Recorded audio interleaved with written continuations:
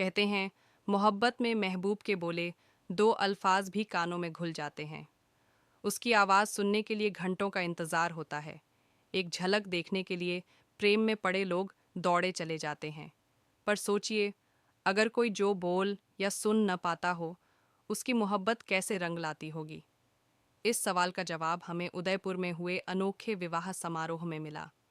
यहाँ यूं तो हर जोड़े की कहानी खास है, लेकिन आरती और गजेंद्र जैसा जोड़ा जो मूक बधिर है, उसकी लव स्टोरी की खूब चर्चा हुई। यहाँ ऐसी ही प्रेम कहानियों से हम आपको रूबरू करा रहे हैं। मोहब्बत की अपनी अलग जुबां होती है। गजेंद्र और आरती की प्रेम कहानी इस कहावत को पूरी तरह सच करती है।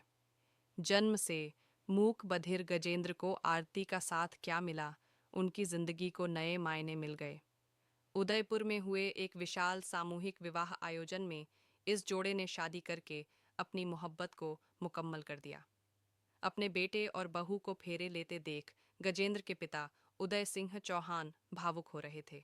आज तक डॉट इन के साथ बातचीत में उन्होंने बताया कि कैसे उनके बेटे के जीवन की यात्रा कठिन रास्तों से गुजरते हुए आसान होती जा रही है। उदय सिंह बताते हैं, ये मेरा पहली संतान है। इसके बाद मेरे दो बच्चे और हैं, दोनों बोल सुन सकते हैं। इसका जन्म उदयपुर में ही हुआ था और ये काफ़ी स्वस्थ और हंसमुख बच्चा था।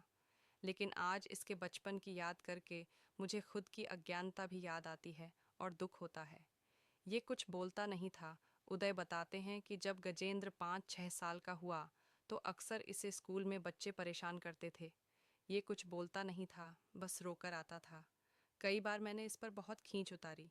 मैं इस पर ही हाथ उठा देता था कि तुम बोलते क्यों नहीं हो किसी से। मुझे समझ नहीं आता था कि ये ऐसा क्यों करता है। फिर कुछ दिन बाद मेरी पत्नी इसे अपने मायके मध्य प्रदेश के नीमच शहर में छोड़ आई। वहाँ ये अपने नाना और मामा के साथ रहने लगा।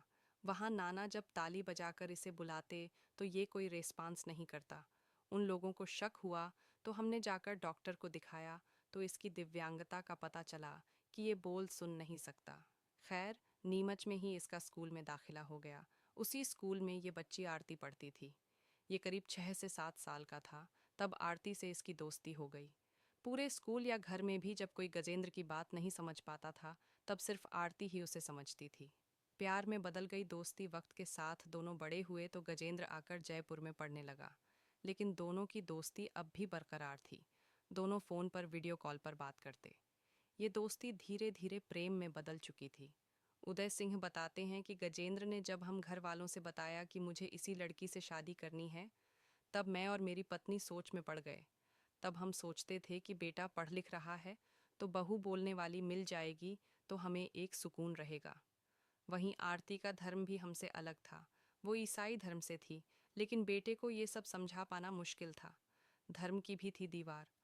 उदय सिंह आगे बताते हैं कि बेटा बोलकर तो हमें अपनी बात समझा नहीं सकता था।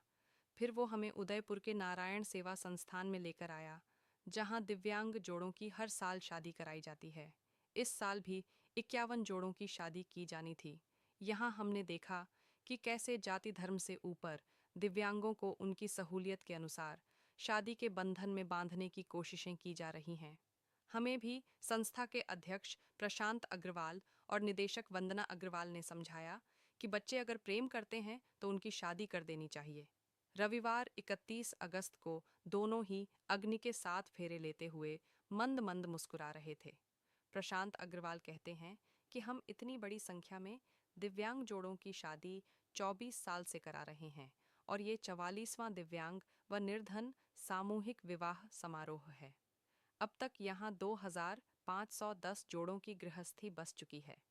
इन जोड़ों को मिलाना और परिवारों को तैयार करना बहुत बड़ा टास्क होता है। फिर इनका विवाह यहाँ बड़े आयोजन में होता है, जिसमें किसी भी पक्ष का कोई खर्च नहीं लगता।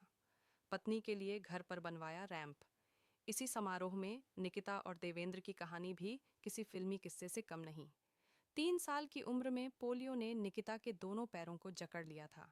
गरीब और तानों के बीच जिंदगी गुजरती रही, लेकिन उसने हार नहीं मानी। एक ही संस्था में निशुल्क इलाज हुआ, ऑपरेशन और कैलिपर्स से सहारा मिला। यहाँ सिलाई सीखी, आत्मनिर्भर बनी और अब यहीं काम भी करती हैं। देवेंद्र भी पोलियोग्रस्त हैं, लेकिन संस्थान में इलाज और प्रशिक्षण के बाद सिलाई का काम करने लगे। 7 साल से मेहनत करके खड़े हैं और अब निकिता के जीवन साथी बन गए। देवेंद्र बताते हैं कि निकिता दोनों पैरों से चल नहीं पाती थी। मैं एक पैर के सहारे से चलता हूँ।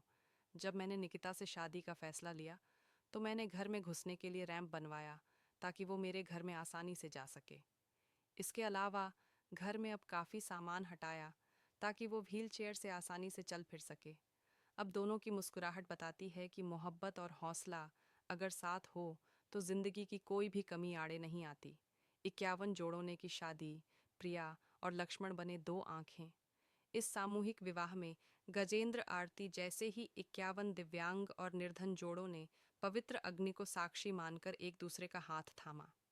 विवाह में कई ऐसे जोड़े भी थे जिनमें वधू या वर पैरों से दिव्यांग, कोई एक पैर से तो उसका साथी हाथ से, एक दिव्यांग तो दूसरा दृष्टिबाधित था।